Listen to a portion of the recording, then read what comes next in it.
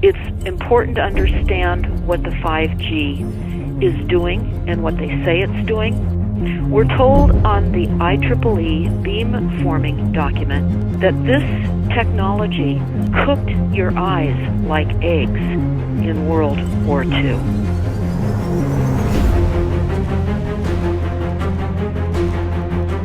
And you all need to understand these are military weapons. These are assault frequencies. If you garner nothing more than that, that's what you need to know. It's microwave radiation warfare, is what this is.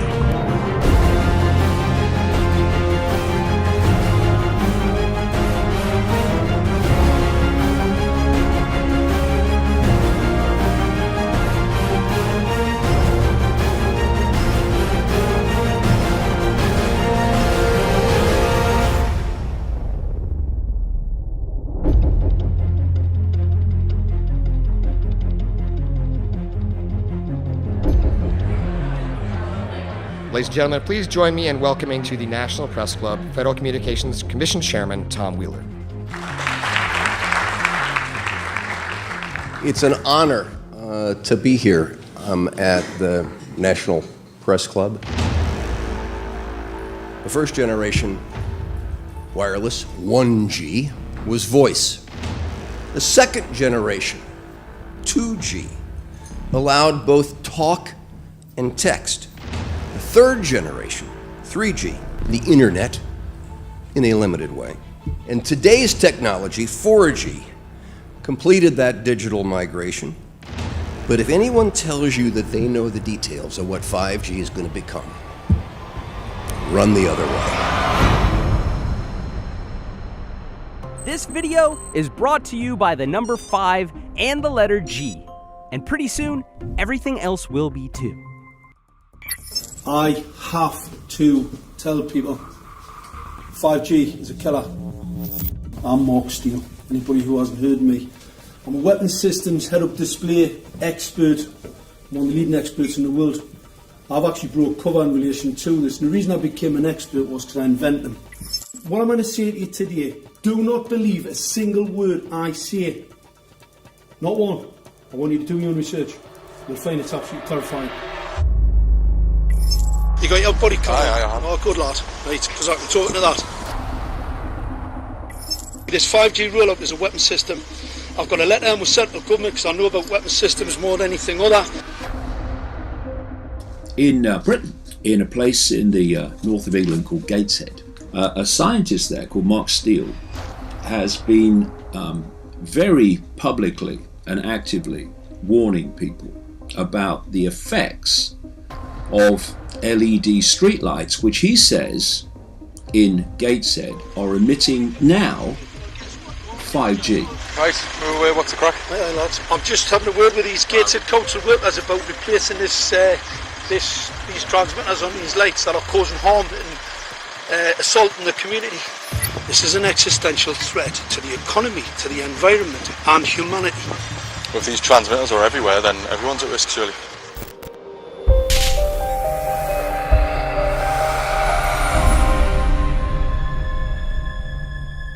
There's a lot of confusion about what 5G is. The G stands for generation. So you started off with the first transmitter system. Back in the 1980s. In the 80s, yeah. So you had 1G, then you had 2G. And as the generations moved on, you started to see more complex signal systems, cleverer pieces of antenna designs, etc., etc. So the whole thing became more data, quicker downloads, etc., etc. However, 5G is something completely different. Alright, let's get a breakdown. Let's tell the people what this really is. This is the 5G transmission device. That's a hell of a beast, that, isn't it? These are the uninsurable transmitters. Just get a good look at that, guys, because obviously I know there's quite a few experts who want to see more detail about the transmitters and the chipsets. Just have a good look, boys. This is the control management system masquerade. There's an antenna there, you see that? What is this phased array antenna here? What's that? This is for phased array, alright? As you'll see, it's got a driver, it's got some chip there. It's one chip. Look at the chipsets on this. This is your dystopian world. What did Gateshead Council say? I'll tell you what, I think we better send some of these educated fools back to school, or just send them to prison, whichever's the easiest. I think prison's probably better. Alright, that's 5G, guys. That's 5G hardware. You must consider the whole part played by electricity in nature. Human beings cannot go on developing in the same way in an atmosphere permeated on all sides by electric currents and radiations. It has an influence on the whole development of man. This life of men in the midst of electricity, notably radiant electricity, will presently affect them in such a way that they will no longer be able to understand the news which they receive so rapidly. The effect is to damp down their intelligence. Such effects are already seen today. Even today, you can notice how people understand the things that come to them with far greater difficulty than they did a few decades ago. Rudolf Steiner, 1924. Rudolf Steiner noted that in 1924, since then our atmosphere has become far more permeated with electric waves of widely diverse types. There's no doubt now that electric waves, electromagnetic forces, cause direct biological effects.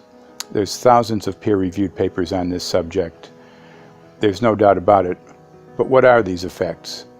How are they affecting us? What can we do about it? We're now at a stage where we're putting in what's called 5G, which is a special type of broadcast for high-density information transfers.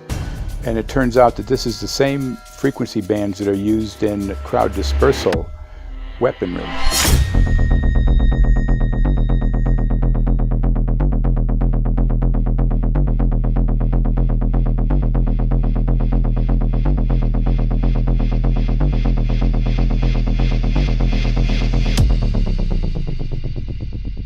5G, first and foremost, is densification. So it's significantly more transmitters in close proximity to a human, and it is also a sophisticated, illegal, unlawful transmitter. What I mean by that is it is a high gain dielectric lens antenna, and what that allows 5G transmitters to do is to 3D map its environment in your home. The 868 megahertz frequency is specific for battlefield interrogation systems, so sub-gigahertz. It allows the signal to travel through concrete brickwork with ease, and it can actually data gather. It is a target acquiring system. Phased array is basically radar off the battlefield. It is extremely good at identifying targets and being able to lock onto targets. And not only that, it can specifically target you as an individual. So any judge sitting on an interesting case, let's say, any lawyer, any barrister, anybody doing any work that is potentially controversial, your life could be at threat.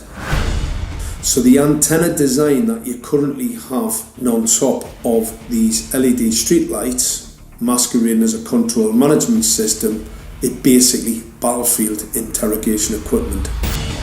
The first phased array unit was actually called Mammoth, used by the Germans during the Second World War to identify Allied aircraft. Obviously things have moved on significantly since then.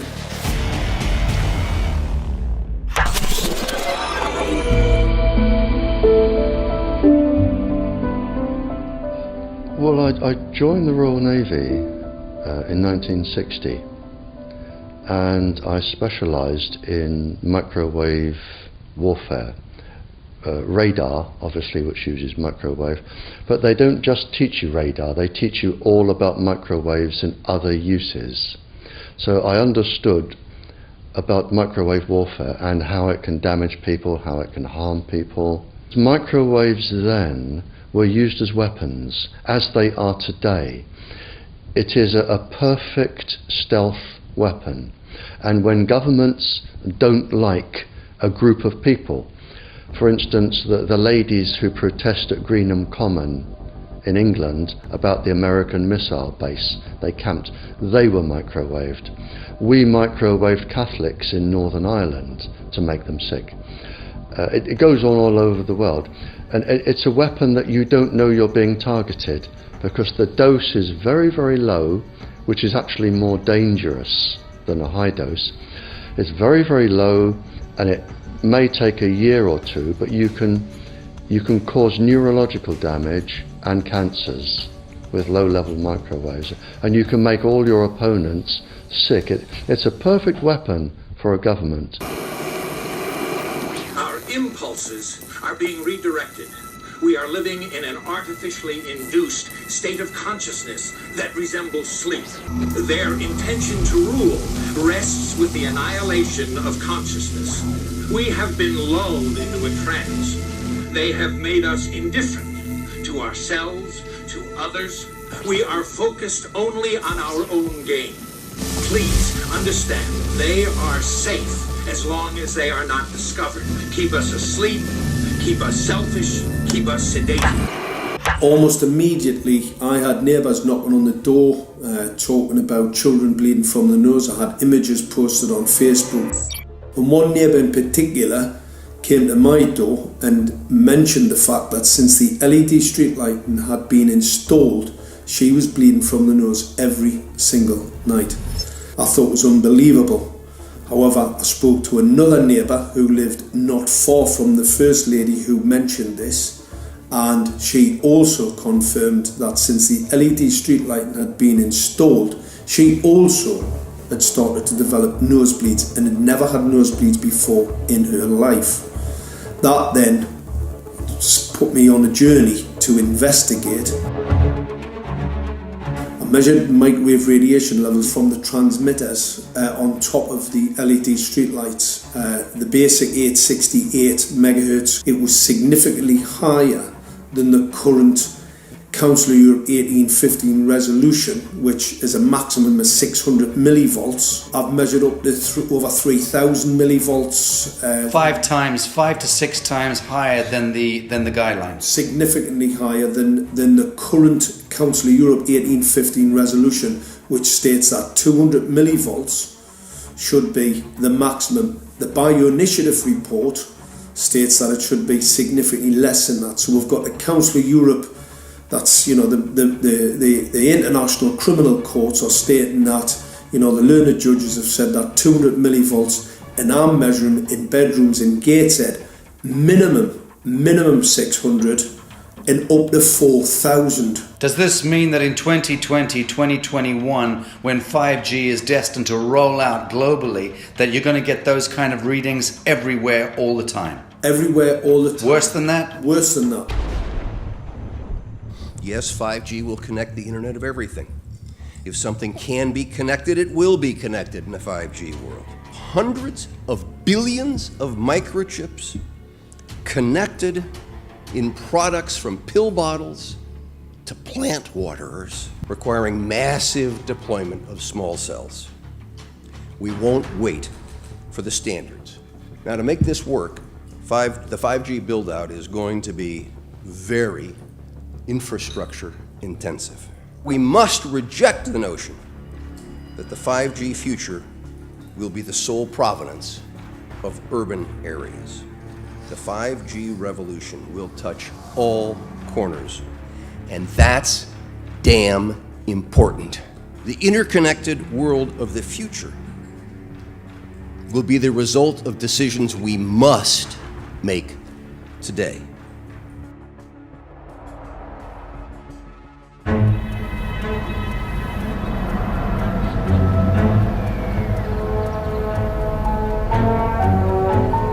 The main issue before us today is Senate Bill 637 and Senate Bill 894, the former by Senator Hugh and the latter by Senator Knopf. We're going to invite the first four witnesses in support of the legislation, and that would be John Jones with Sprint, David Lewis and Andy Emerson with AT&T, Neil Krevda with Verizon, and Frank Iacovetti Jr. with T-Mobile. So be straight with me. Is it true? It could be. No, well, very few cases. There was an unfortunate incident out in Iowa. Look, gentlemen, practice these words in front of the mirror. Although we are constantly exploring the subject, currently, there is no direct evidence that links cell phone usage to brain cancer.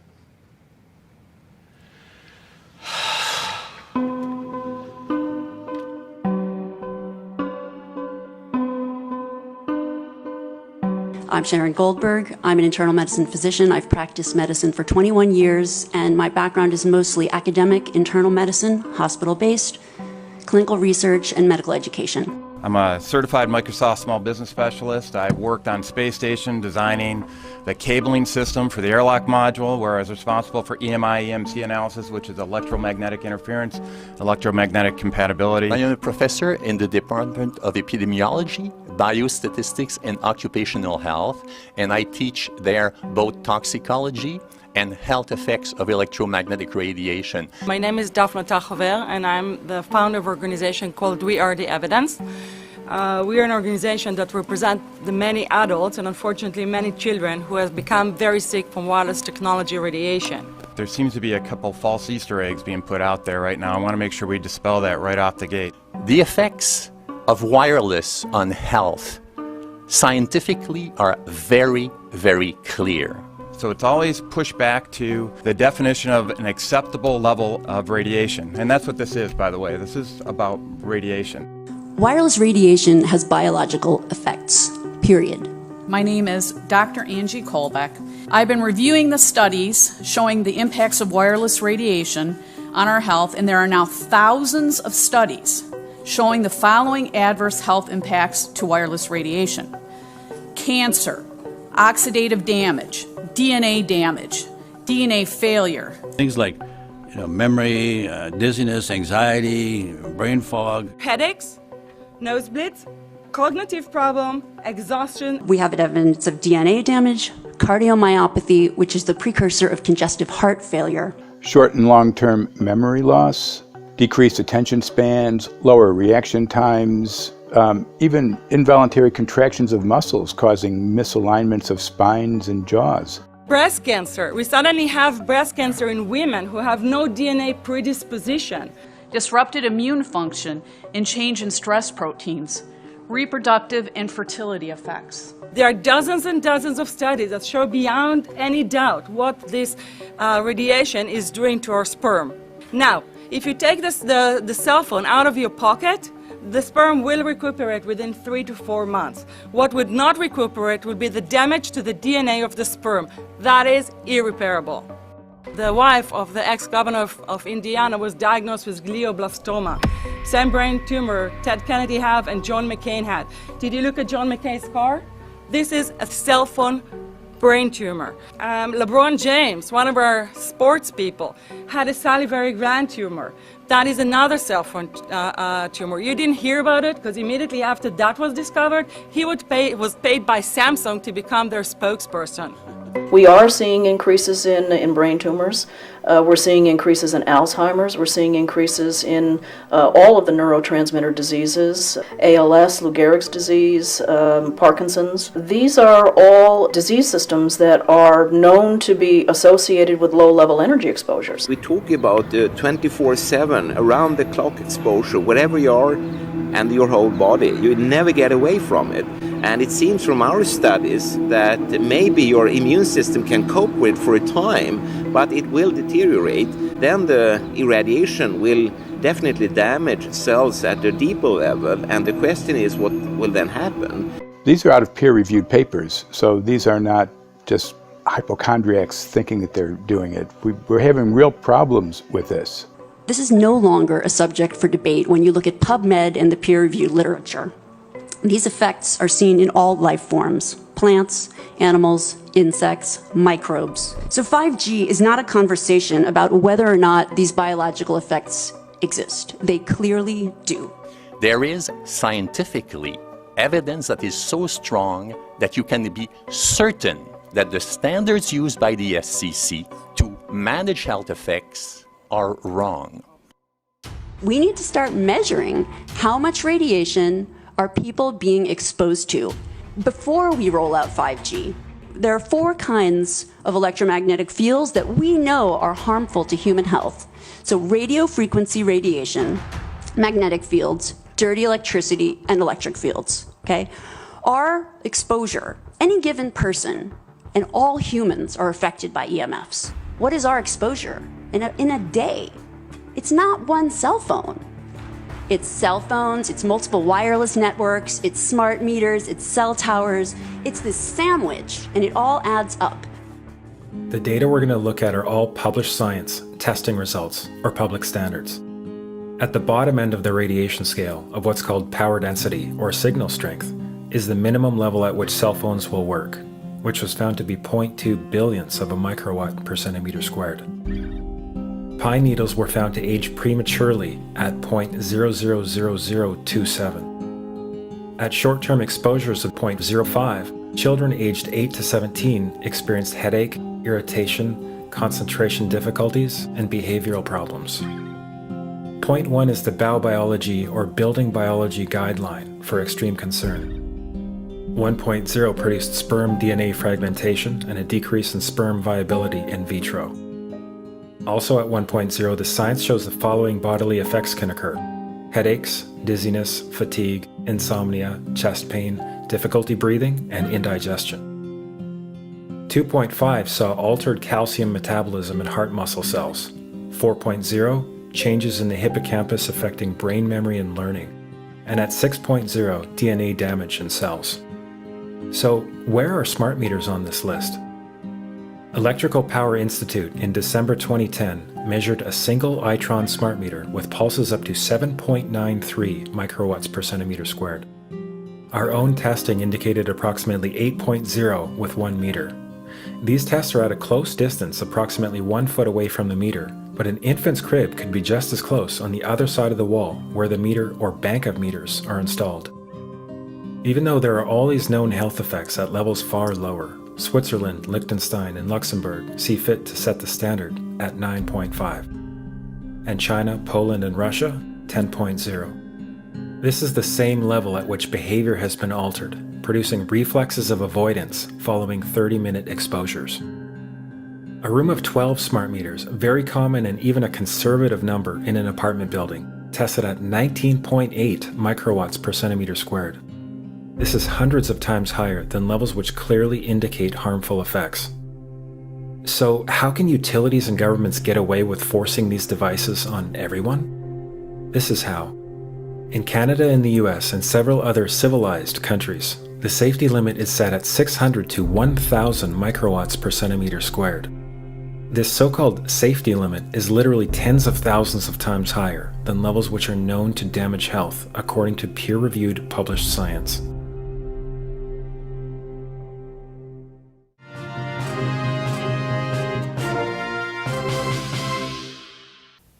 Faster, better, more reliable internet. That's the promise of 5G technology, but there is also the peril.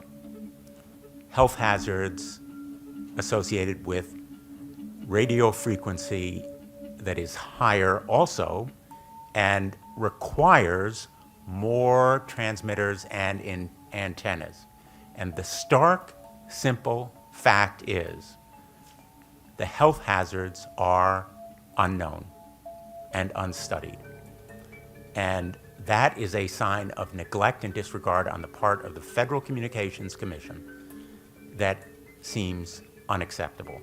There have been no answers so far. The FCC basically has said everything's fine, but in order to reach a conclusion about the health and safety of this new technology, we need facts. Mr. Chairman, thank you for having this hearing. 5G, as you well know, also uses higher frequency waves that don't travel as far and will rely on a network of hundreds of thousands, potentially millions of small cell sites. And the question then is, are there any health implications, any public safety implications to those additional sites that are likely to be located close to homes, schools, workplaces, and closer to the ground, correct? Correct, Senator. Yes. So my question for you, particularly Mr. Gillen and Mr. Perry, how much money has the industry committed to supporting additional independent research? I stress independent research. Is that independent research ongoing? Has any been completed? Where can consumers look for it? And we're talking about research on the biological effects of this new technology. Thank you, Senator. I think, thank you for your focus on the issue. Safety is paramount, and as you alluded to, we rely on the expert agencies, we rely on the findings of the FDA and others as to the requirements to keep all of us safe. There are no industry-backed studies, to my knowledge right now. Happy to visit with you as to what opportunities you think there needs to be more studies, and we're always for more science. We also rely on what the scientists tell us. So essentially, the answer to my question, how much money? Zero. I can certainly follow up with you, Senator. To my knowledge, there's no active studies being backed by industry today. Anybody else know of industry commitments to back research, fund it, support it, to ascertain scientifically the health effect? No, I'm not aware of any. So there really is no research ongoing. We're kind of flying blind here, so far as health and safety is concerned. Thank you, Mr. Chairman.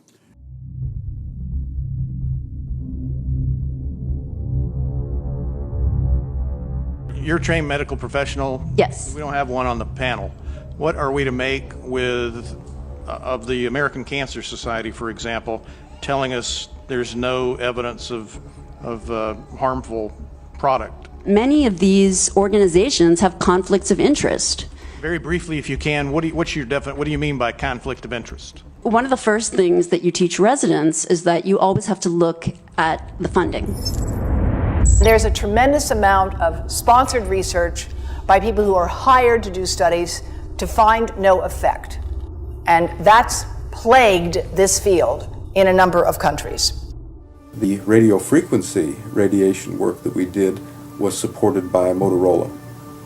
The relationship was really very cordial and very stress-free, but only up until we started generating data.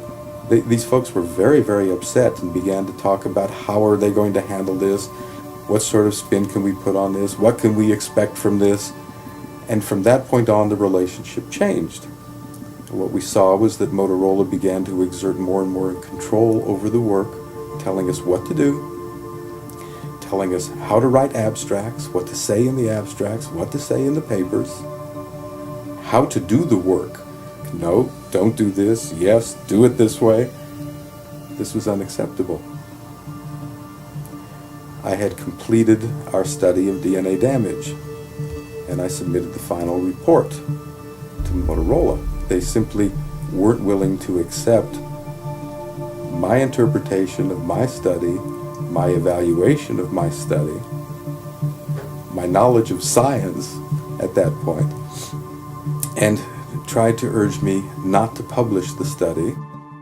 Did you hear about people coming to you as far as having complaints about illness? We were made aware of health complaints following installation of smart meters, and we wanted to verify this using our field work. So I measured the field of about 30 different people while they stood 1 foot in front of the smart meter, and in every single case, the human energy field was obliterated as they stood in front of the smart meter. So in our first slides, what we see is normal cells, and the structure of the cells is intact and sound. This is what we would expect from a normal sample. So after 2 minutes of exposure in front of the smart meter at about 1 foot away, we see a totally different story. Sample 1, you can see a lot of degradation in the cells. The cell walls have been broken, and you see changes in the cells which are called mycoplasma. It shows a mutation to the cell. In the second sample, we see a different type of degradation to the cell membranes. You can see a corrugation here. This is called bottle cap formation. and it's known that this occurs due to oxidation or exposure to free radicals. So this third subject, when we did her sample, she had to be pulled away from the meter after 45 seconds because she complained about an increasingly severe headache. And here you see a phenomenon called rouleau, where the red blood cells are stacking up, which makes it very difficult for the blood to deliver oxygen to the tissues as they would be their normal function. Every single one of these is a degradation. Every single one of these shows a trauma to the blood cells, and that came from something, and the only variable was the smart meter. The good news in all this is the patient and the blood can return to normal once they have been removed from the influences of these stressors.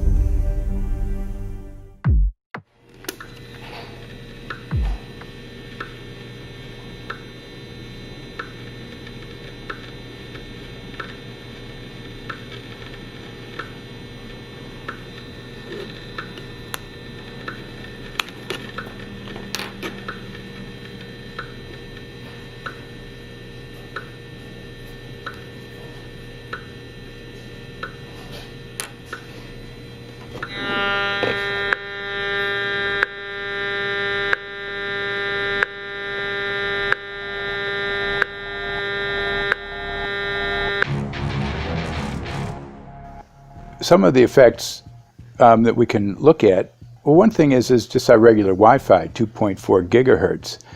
That's in the same range as microwave ovens, which are also called radar ranges, because that is radar. 2.4 gigahertz is interesting. It's not the peak absorption rate in water for microwave frequencies, but it's at a point where it allows full penetration, because if it came in at the peak, it would prevent the insides from getting warm. So that's with basic Wi-Fi. Now when we look at 5G, 60 gigahertz, this is what they call active dispersal sort of weaponry, just to keep people back. It burns the skin. It doesn't penetrate, but 60 gigahertz is the frequency of oxygen molecule absorption. Since they have electrons that they share with each other, what we breathe is actually O2, pair of oxygen. So being bombarded with 60 gigahertz could very well impair our oxygen absorption rate in our body, and thereby the whole basis of our living system. Martin Pall says, putting tens of millions of 5G antennas without a single biological test of safety has to be about the stupidest idea anyone has had in the history of the world. So assessing all this, we have experts in various fields: military EMF weaponry, biological effects on humans, firefighters that are getting cognitive impairment by being there in them, countries that are banning these sort of technologies around schools because of the impairment to cognitive.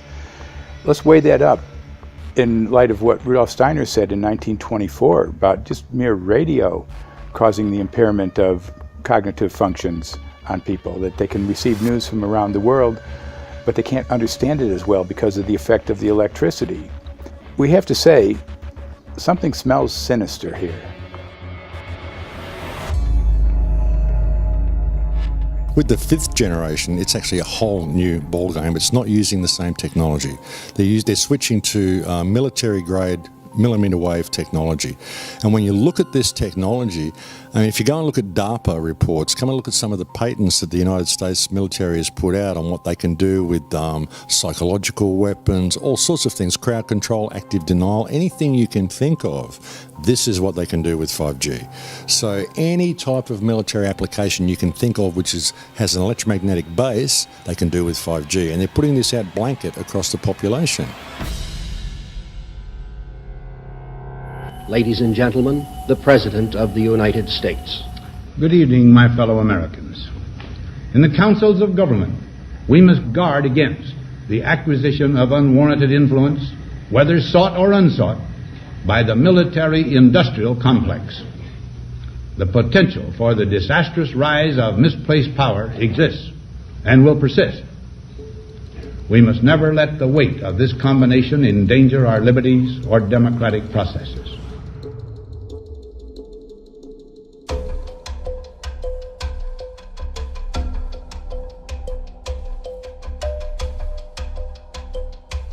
The FCC is a capture agency. They probably conducted what I believe to be the biggest fraud on the public ever conducted.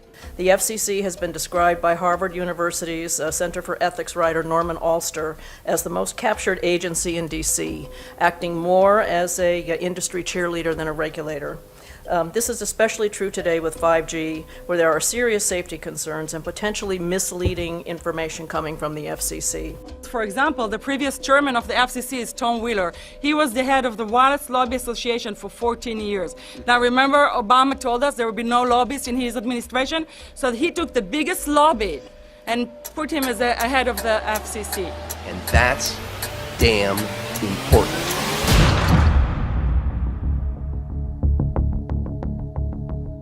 In 1993, the FCC started a rulemaking to adopt the IEEE regulations on this issue. IEEE is an engineer association. Why is it that we adopt regulation of engineers who maybe know how to measure this radiation when it's passing a wall, but not when it's passing a body? All our health agencies objected it, saying that it makes no sense to adopt engineer association, that they had not even one biomedical person on their team. They are effectively indemnified against adverse health impact lawsuits when the acceptable limits are higher than the limits actually shown to show harmful health effects. The FCC guidelines were developed for short-term exposures, 6 minutes, 30 minutes, depending on it's a phone or an outdoor exposure. And they have absolutely no connection to the biological effects that have been very clearly summarized in the Bio Initiative. So as you can see, there's a number of individuals in this room today that have serious concerns about this as regards to their health. If one of your companies decides to put one of these small cells up at a pole that's within, say, 50 feet of one of their houses, what recourse do they have to say, is there a way to move it somewhere else? There's language in the bill so that the authority can require the applicant to come forth with certification of compliance with the FCC's rules related to radio frequency emission. Remember that denial of request or denial permit request that you can put in? It's going to point back to the acceptable levels as determined by the FCC. Not the EPA or not the CDC, the ones who usually take care of health concerns, but by the FCC, which is staffed by former members of the telecommunication industry. That's the fox guarding the henhouse. It's a fact that most insurance companies will not indemnify against EMF effects. Telecom companies around the world are warning their investors of potential major costs due to real or alleged risks of EMF pollution from their products. Interestingly enough, they're warning their investors, but they're not telling their customers. They're basically keeping it quiet because that's where their money comes from. So we're using technology that could be very potentially harmful to us, and the investors know it. But their only worry is that they might lose money, not that our health might be affected. First of all, I think what you should really think about is why is it that they're not insured? It's not that they chose to be self-insured. They actually rejected by the insurance company from being insured because they understand the risk.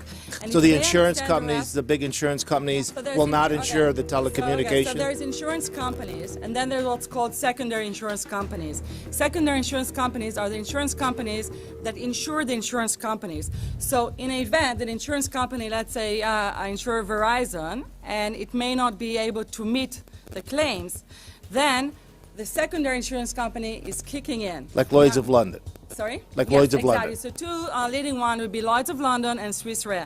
Both told the insurance company not to insure the wireless industry, and this is why they're not insured. And that should give you a hint. Now, this is exactly why they have to prevent a health lawsuit. And how do they prevent lawsuit? That goes back to Section 704.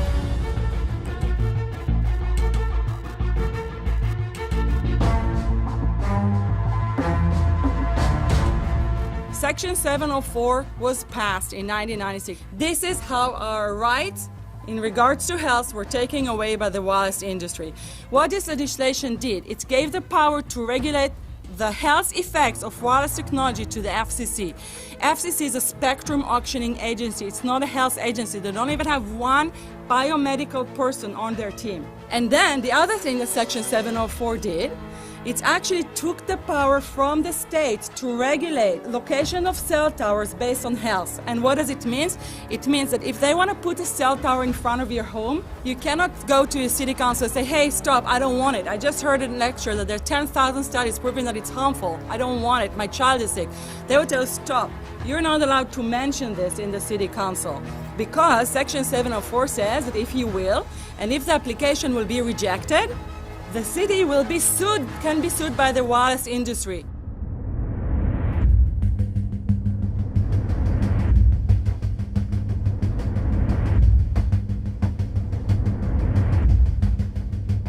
A major U.S. government study on rats finds a link between cell phones and cancer. Very first government study linking the radiation from cell phones to cancer. Two-decade, $30 million federal study out today found there is some evidence of a link between cell phone radiation and brain cancer.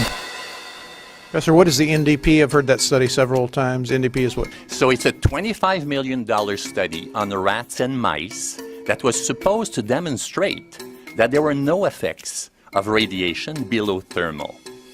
And in fact, it demonstrated exactly the opposite.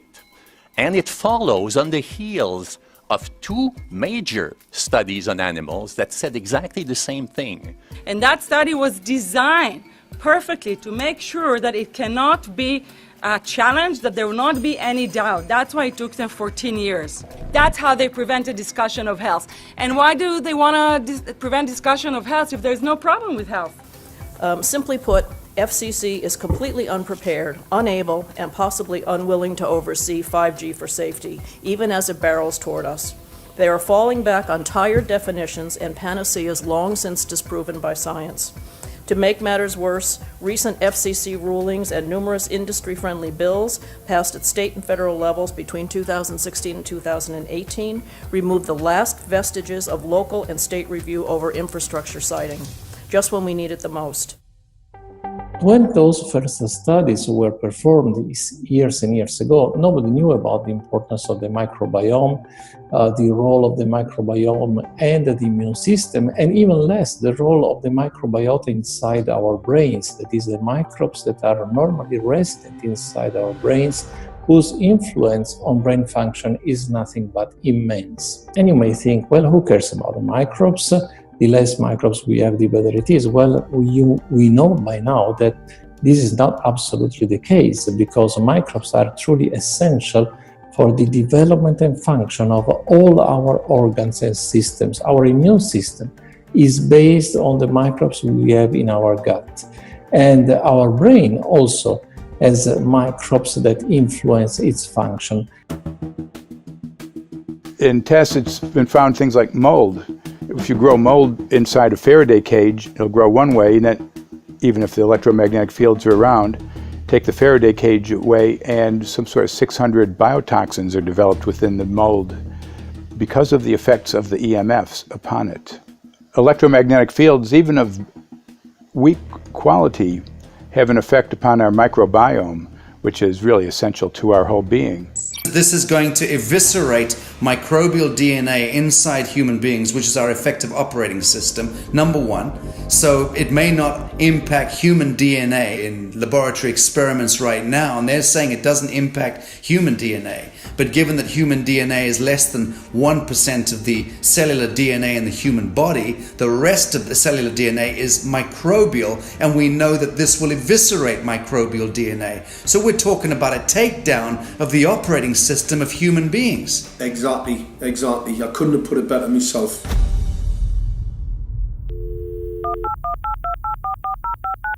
John Brandt. Good morning, Mr. Brandt. Wow, this is Amanda from Virginia. Hi, how are you? Hi, I've been trying to get a hold of you for months now. You guys are covering up chemtrails. No, we are not covering it. We have no reason to cover up chemtrails. Of course, you have every reason to cover it up.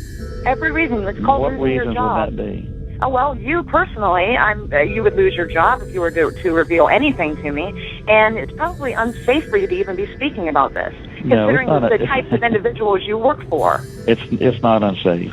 It is unsafe. There's no problem with us talking on. You're a citizen. You're making a complaint. Oh, Lord, have mercy on myself. It's a complaint in an area that we don't have authority to regulate.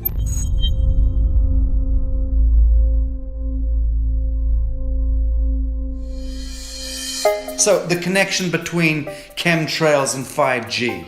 It's all interconnected. The metallized particulates that would allow the 5G phased array, so basically the radar that would allow it to be able to identify you, so it can watch you, it can identify you in your own home 24 hours a day, 7 days a week. For the last X amount of years, we've been through chemtrailing, and that is now the cat is out of the box. We've had these nanoparticulates raining down on humanity for years now, impregnating our bodies, by best accounts staying inside our bodies. Those nanoparticulates, what you're saying, are building up a kind of a phosphorescence glow capability so that we can be flagged up in our homes, behind concrete and steel, inside bunkers, in the basement, doesn't matter where you are. The 5G will be able to now triangulate, map and read you because you as a living being are impregnated with these nanoparticulates, which are acting as a kind of transmission and reception technology.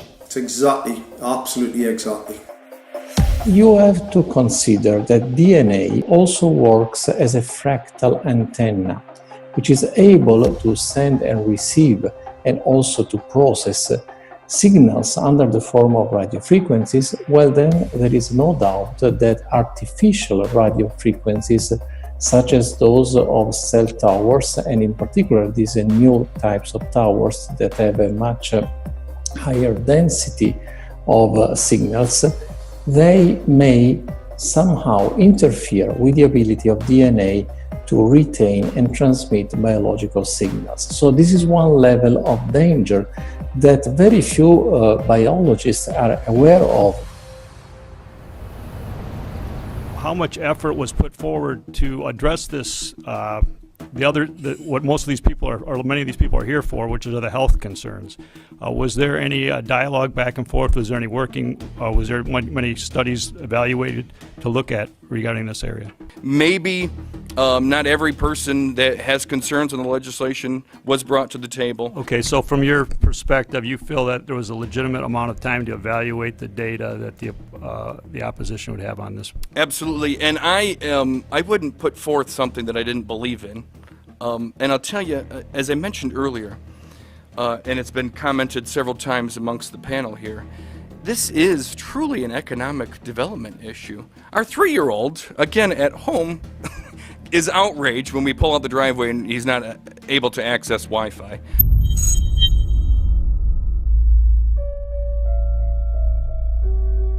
I think anyone who puts Wi-Fi into a school should be locked up for the rest of their life. I really do. I think they're not fit to walk on the surface of this planet because they haven't looked at the research, and whatever incentive they have, it is not worth the genetic problems that parents are going to face with their children when they're born. France has banned Wi-Fi in nursery schools and put warnings out for regular schools because they're finding there's impaired learning capacity in children when they're around Wi-Fi. And they have to put up warning signs where they put Wi-Fi transmitters. When I got sick and I learned that they're putting Wi-Fi in the schools in Israel, I was very sick at the time, but I could not tolerate the thought that children in the schools will become as sick as I have. And after a few months of correspondence, I submitted a Supreme Court case in Israel to ban the use of Wi-Fi in the schools and replace them with wired network. The 4 top diseases that kill our children, our young adults right now, are brain tumors, thyroid cancer, testis cancer, rectal cancer, everywhere we put our cell phones. And a lot of our children are sick and they're being misdiagnosed and mistreated because the wireless industry has put billions and billions of dollars in the past 30 years to mislead the public as to the health effects and keep the public uninformed. We are performing an experiment on children. We are exposing children to microwave radiation for 6 hours during every school day. We have had absolutely no studies looking at the long-term effects of this radiation on young people or even on adults. A considerable amount of research shows that developing brains and bodies of children are much more affected than adults. And there are clear indications of a link between increased electromagnetic fields and autism spectrum disorders. We took 10 autistic children and went back to the sleeping location where the mother was when she was pregnant with that child and compared it with the sleeping location of a mother that gave birth to healthy children.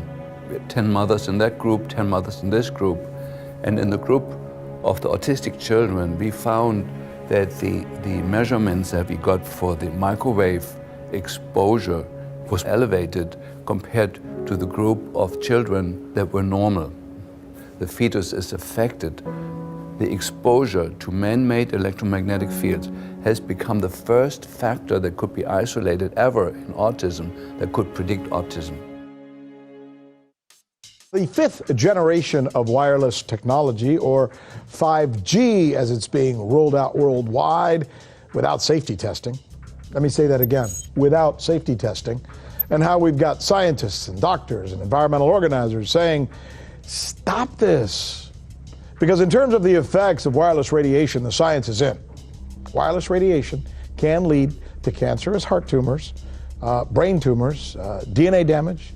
Wireless radiation is linked to infertility, to autism, Alzheimer's, and more. And guess what? All the effects that I just listed, those are some of the effects that are known according to the technology that's being seen today.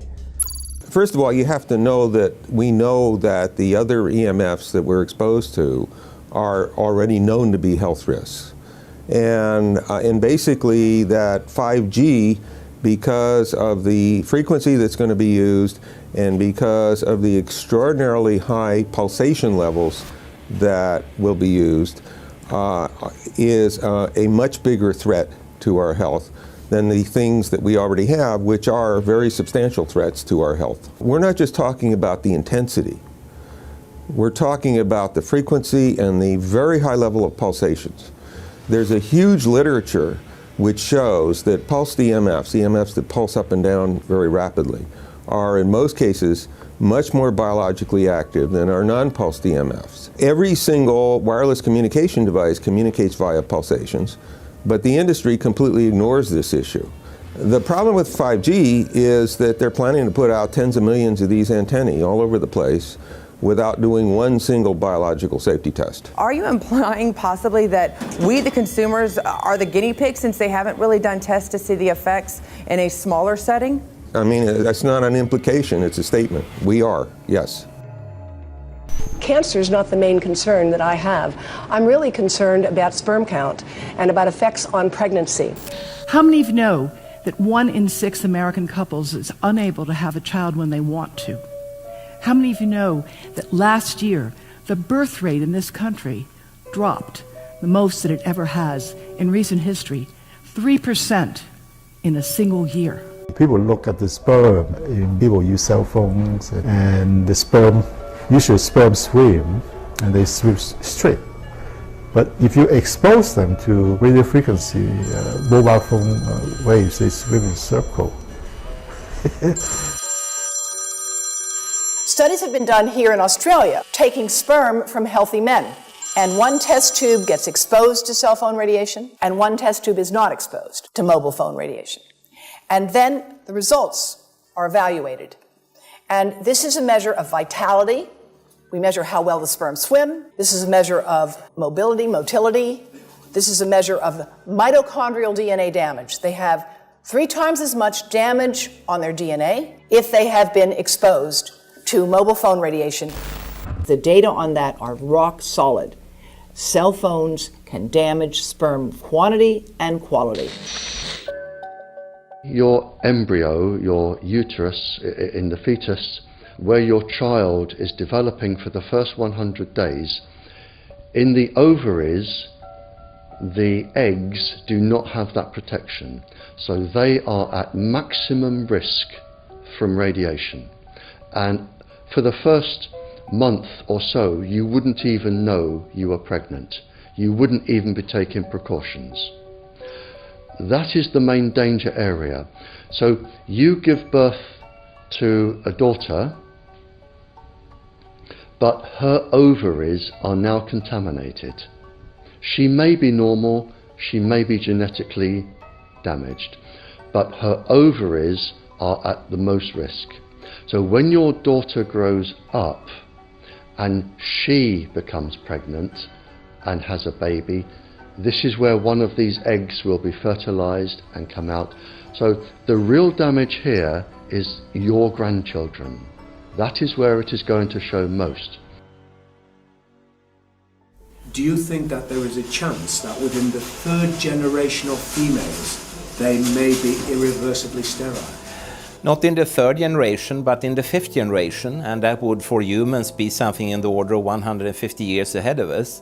And of course, then it's too late to say that you are sorry, and it's very too late to say stop. There is a wealth of papers. I mean, we're talking about thousands of published papers in the scientific literature, few of which, or sometimes none of which, have entered the official documentations from authorities and likewise. So I think it's really time to have an independent compilation of data. Such was done at August 31st, 2007 in the form of the Bioinitiative report, of which I was one of the authors. And then we put together approximately 2,000 scientific references on a little bit more than 600 pages, clearly saying that if you, for instance, if you are a rat or a mouse or a cell or a molecule, you should definitely not allow yourself to be exposed to this. And in the meantime, we have this full-scale experiment using our own kids. One interesting case, John Patterson, he was a telecommunications engineer in Sydney, Australia. Very brilliant man. For 20 years, John tested Telstra digital systems. Over the time, he realised the dangers of electromagnetic radiation. It disrupts the bioelectric system of your body, which is really your brain, your nervous system, how your muscles talk. And he tried warning of these effects through different agencies, through his company. Got all the test gear out and measured it and drew up a report, and I was immediately removed from service. Finally, in 2007, he took matters into his own hand. He commandeered a used British Army tank and went and destroyed 6 cell phone towers in Sydney, Australia, because he wanted to stop this. He was trying to make a point. The message was that how dangerous it was. You know, these people were elected by us to manage our infrastructure in a responsible manner. That is the sole purpose of government if it's going to exist at all. And if it doesn't do that, then it has no right. It is invalid. So we need to pull this infrastructure down. We really do. But in order to do that, I mean, we can't just be some violent domestic terrorist. You've got to bring this awareness to the people that these towers are doing them damage. You don't need bandwidth that fast. And they're not doing it so you can download movies quickly. They're doing it so they can track every single thing you do and bring in this social accrediting system to control even everything you think. There's a story about a lady called Claire Edwards. She was a United Nations staff member, and she was warning of the potentially catastrophic dangers of 5G technology. I took the issue to the UN Secretary General, Antonio Guterres. He is a physicist and electrical engineer, and lectured on telecommunication signals early in his career, yet asserted to me that he knew nothing about the dangers of 5G. Current public exposure levels are at least 1 quintillion, that's 18 zeros, 1 quintillion times above natural background radiation, according to Professor Olle Johansson of the Karolinska Institute in Sweden. The highly dangerous biological effects of EMFs have been documented by thousands of studies since 1932, indicating that we may be facing a global health catastrophe orders of magnitude worse than those caused by tobacco and cigarettes. 5G is designed to deliver concentrated and focused electromagnetic radiation in excess of 100 times current levels in the same way as do directed energy weapons. There is currently an international appeal signed by 237 EMF scientists from 41 nations, urging the UN and particularly the WHO to exert strong leadership in fostering the development of more protective EMF guidelines, encouraging precautionary measures and educating the public about the considerable health risks, particularly the risks to children and fetal development. Sorry, because we are talking with someone that is a little bit ignorant on these things. You're talking to the Wi-Fi systems? I become worried because I put those devices in my house. I will have to. I confess my ignorance on this. We will have to. But I'm going to raise this with WHO, which I think is the organization that might be able to deal with it properly. Because I must confess, I was not aware of that danger.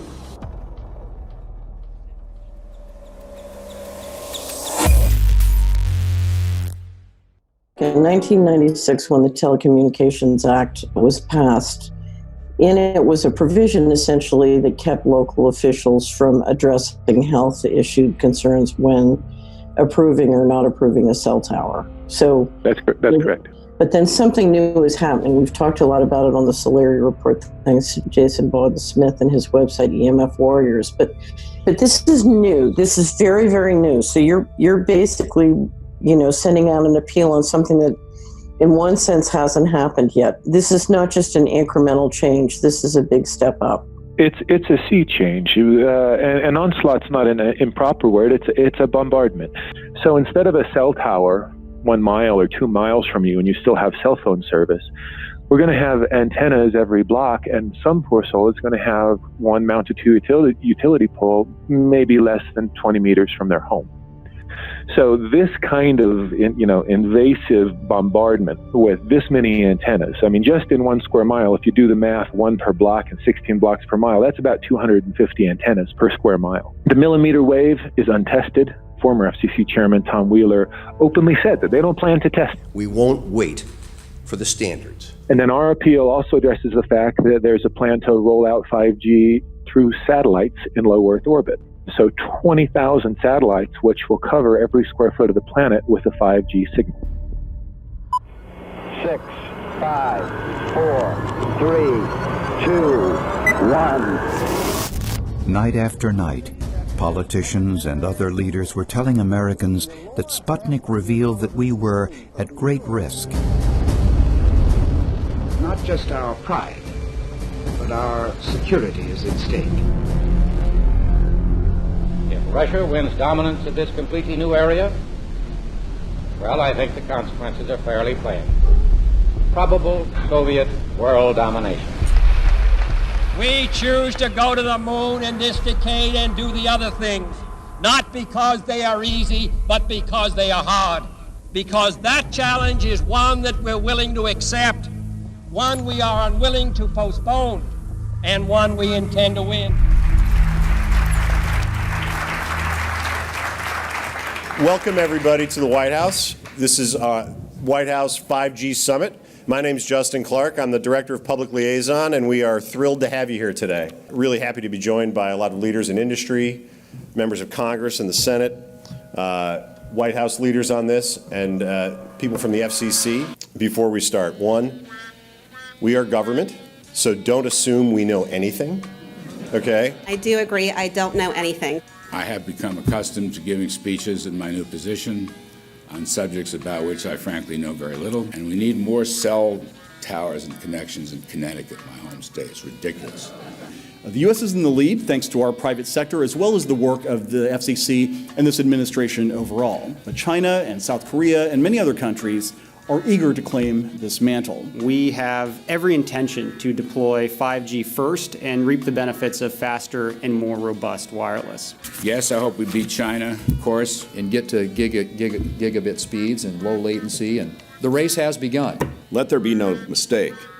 The race to 5G is a sprint. Winning the global race to 5G, it's a national priority. We must bear in mind the national security implications of winning the race on 5G. Today we're talking about the importance of being first in 5G, continued commitment to putting America first in the race to 5G. We're calling it America First, 5G First. Well, our strategy is called the 5G FAST Plan, a plan to facilitate America's superiority in 5G technology. Connected devices for health applications, which I love, has the capacity to make people healthier, as I understand it, a lot of medical applications. Industry is not asking the government for money to build 5G networks.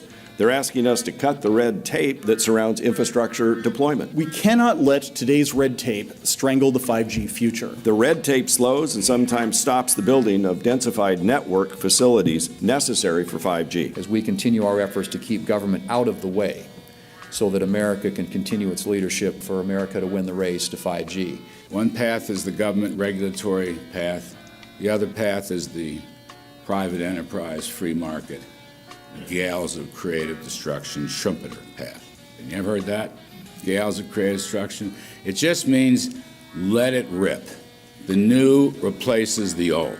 With 5G, we're on the cusp of another era of American innovation. It means an even more connected world for everyone around us, unlocking the potential of the Internet of Things to become safer, healthier, and more sustainable for our future. You know, sometimes, look, we all believe in the 10th Amendment, but sometimes you have to override it.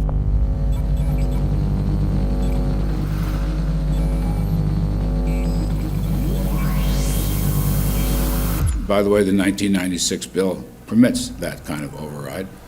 We're not here to be completely heavy-handed, but sometimes you got to do what you got to do. And some of these states or cities that don't want to cooperate want to shake us down. We can't allow obstacles and barriers to stop this movement. That's all.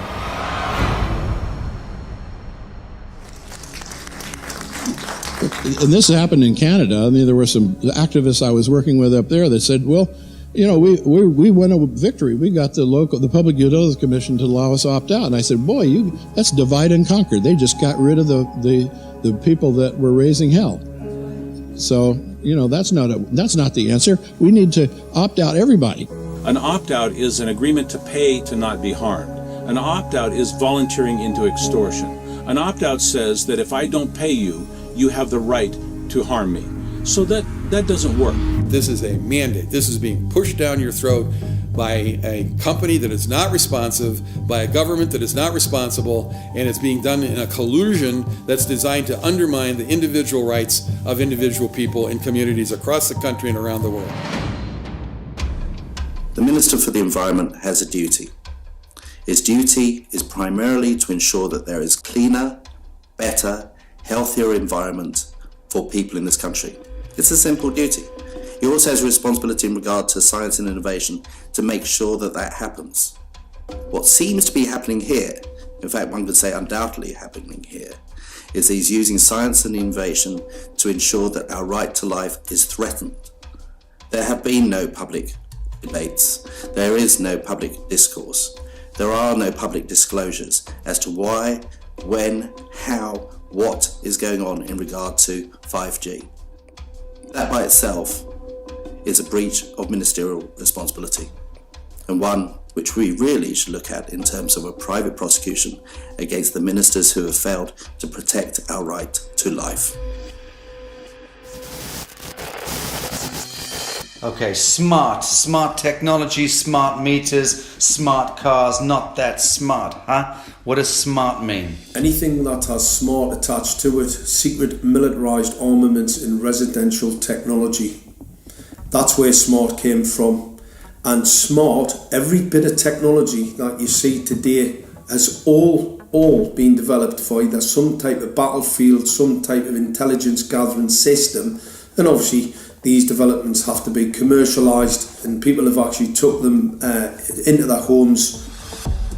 The definition of a smart grid is a wireless system that will fundamentally turn every single appliance in your home into the equivalent of a transmitting cell phone. That's every computer, every television, every furnace, every air conditioner, every coffee machine, every printer, every single appliance that you have in your house will eventually, in a smart grid, have an antenna that's embedded into it that will transmit your usage data to a smart meter on the outside of your home that will then transmit your usage data to another tower receiving that usage signal that will then go to the utility company for supposedly billing purposes. Not all signals will just be about your individual use. There will be aggregate meters that will bounce signal from house to house to house within a neighborhood that will then accumulate all of the usage data that will transmit that to the utility company. Now, what that will do is that the end metering system that is transmitting all of that data will be firing an RF signal at many, many times a second, which will increase the average homeowner's radio frequency radiation exposure exponentially.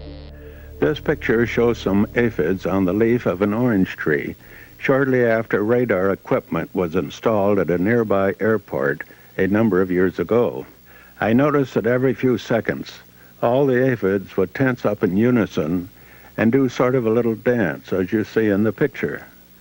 Upon further investigation, I found that the interval of time between the activity of each dance coincided exactly with the rotation of the radar rotor device at the airport, which was a distance of approximately 14 miles.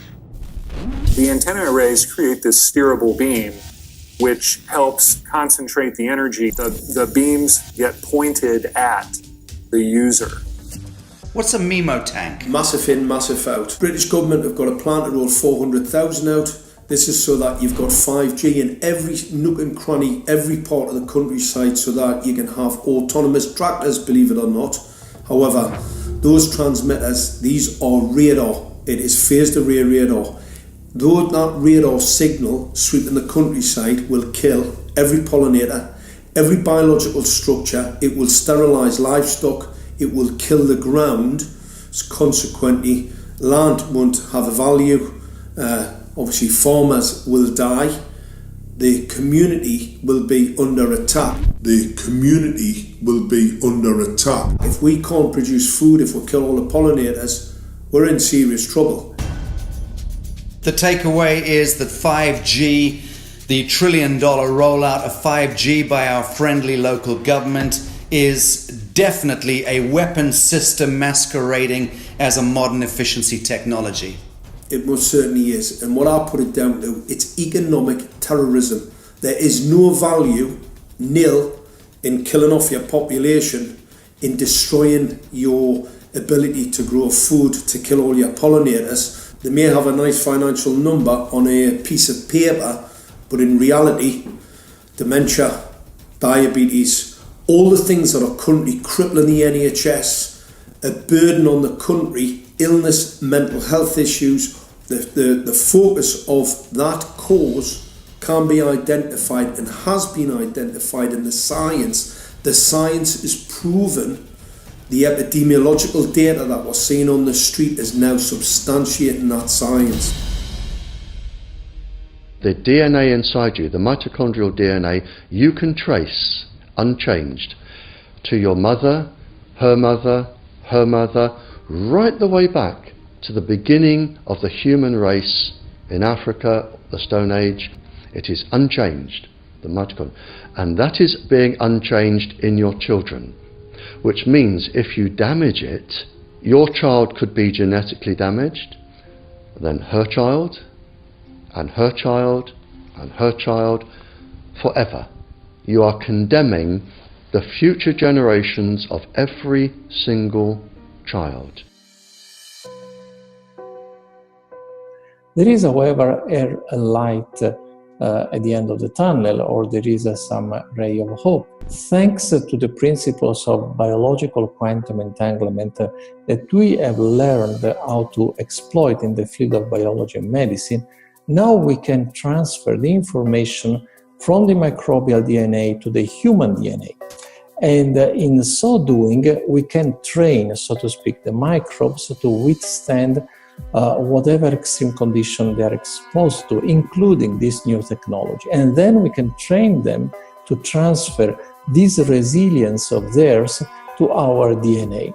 So let's say that there are good reasons to be worried about the introduction of these new technologies, but fortunately, since the knowledge in the field of quantum biology, in the field of microbiome medicine is advancing as fast as potentially harmful technology, then we can exploit this knowledge to protect ourselves from any real potential or perceived danger from these new technologies.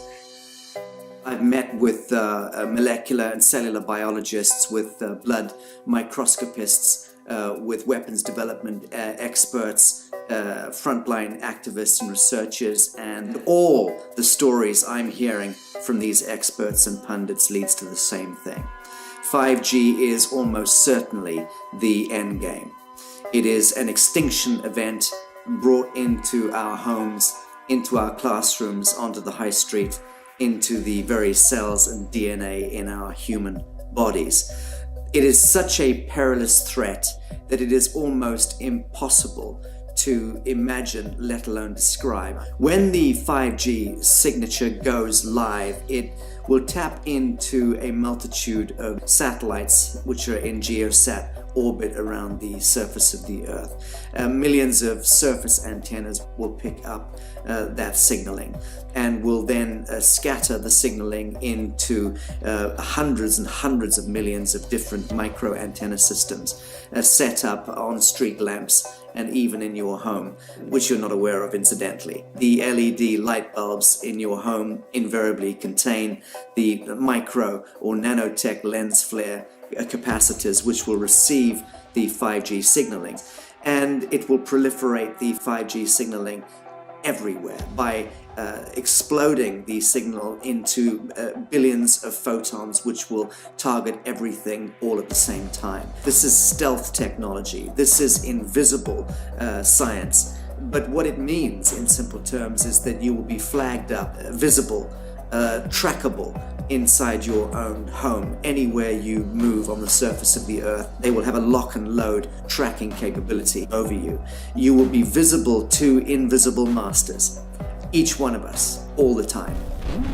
Today, our governments and the corporate sector have managed somehow to infiltrate the mainframe of our civilization and are pushing through a $20 trillion infrastructural rollout without any, and I mean without any, health science running behind it.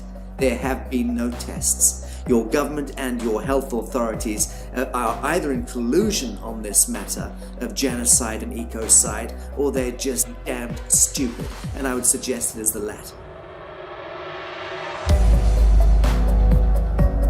Shame on the technologists and the electricians who are furthering this technology in our homes, in our offices, in our streets. Shame on the legislators and the parliamentarians and the troglodytes and bureaucrats that proliferate our society today. Shame on that echelon for putting their signatures to contracts which allow the fast tracking of this technology into our homes and onto our high streets. Shame on the parliamentarians and international leadership whose wet ink signatures and seals of office are sanctioning and permissioning the rollout of something which is arguably the greatest threat to humankind. Shame on each one of us who now fail to get up out of our homes, walk out of our front doors, and challenge every so-called authority who dares to violate our bodies, our homes, and our future generations.